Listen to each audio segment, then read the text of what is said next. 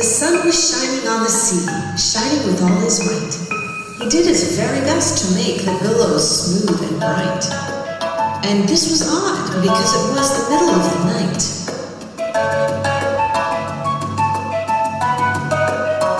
The moon was shining sulkily, because she thought the sun had got no business to be there after the day was done.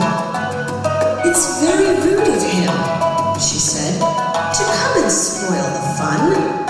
The sea was wet as wet could be. The sands were dry as dry. You could not see a cloud because no cloud was in the sky. No birds were flying overhead. There were no birds to fly. The Walrus and the Carpenter were walking close at hand.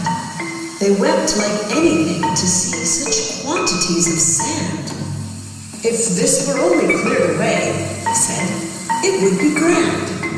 "If 7 maids with 7 mops swerved it for half a year, do you suppose," the Walrus said, "that they could get it clear?" "I doubt it," said the Carpenter, and shed a bitter tear.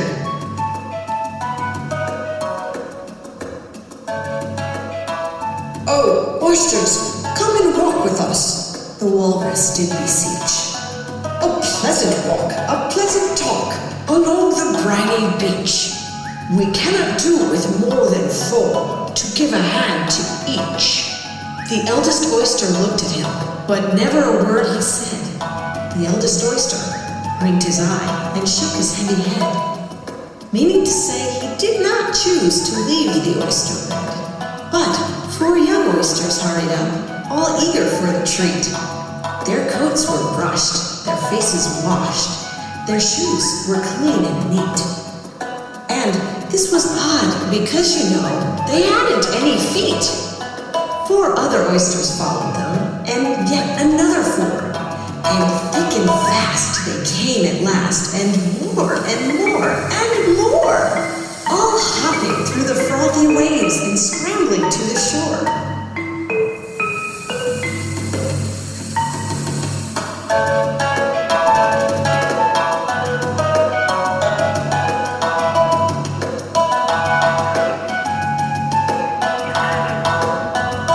The Walrus and the Carpenter walked on a mile or so, and then they rested on a rock, conveniently low, and all the little oysters stood and waited in a row.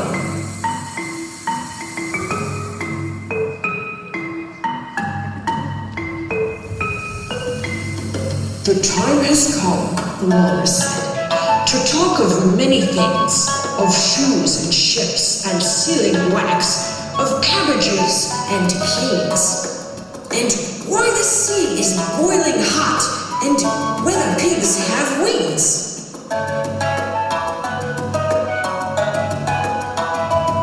"But wait a bit," the oysters cried, "before we have our chat, for some of us are out of breath, and all of us are fat."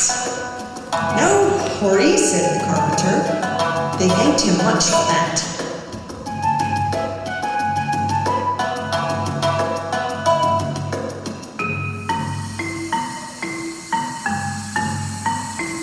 "A loaf of bread," the Walrus said, "is what we chiefly need.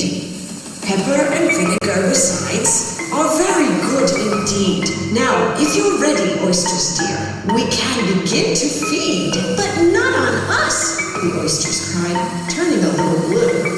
"After such kindness, that would be a dismal thing to do." "The night is fine," the Walrus said. "Do you admire the view?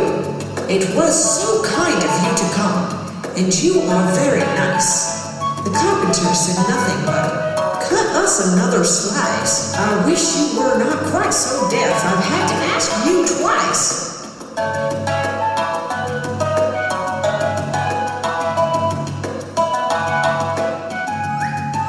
"It seems a shame," the Walrus said, "to play them such a trick, after we've brought them out so far and made them trot so quick."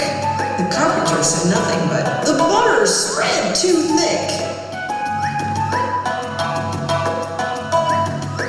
"I wait for you," the Walrus said. "I I deeply sympathize. With sobs and tears, he sorted out those of the largest size, holding his pocket handkerchief before his streaming eyes. "Oh, oysters," said the carpenter, "you've had a pleasant run. Shall we be trotting home again?" But answer came there none, and this was scarcely odd, because they'd eaten every one.